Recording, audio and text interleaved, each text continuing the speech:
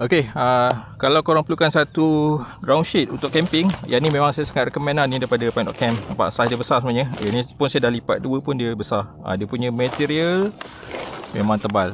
Dekat hujung ni dia ada strap macam ni, so korang boleh pack supaya dia nampak kemas. Lepas tu dekat hujung ni nampak dia ada reinforce macam ni, yang segitiga ni.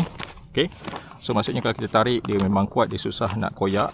Lepas tu yang ni dia waterproof. Kalau kita punya tanah basah, dia tak meresap naik ke atas kita punya kemah lah. Okay? So dia memang secure. Lepas tu kalau ada benda-benda tajam sikit-sikit pun, dia susah nak koyak. Okay? Nampak dia punya material tebal. So dia punya saiz pun ada banyak. So yang ni saiz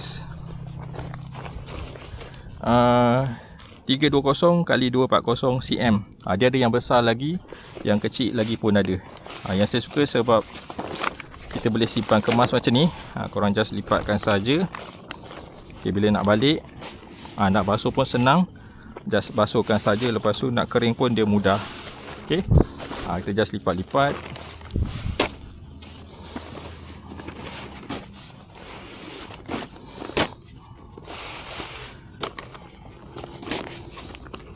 Okay, lipatkan macam ni. Okay, benda yang paling best adalah sebab dia ada dia punya bag. Ni dia punya bag. Maksudnya korang dah lipat, boleh simpan dalam bag ni. Okay, walaupun ground sheet ni dia ada kotor-kotor sikit, so bila simpan dalam bag,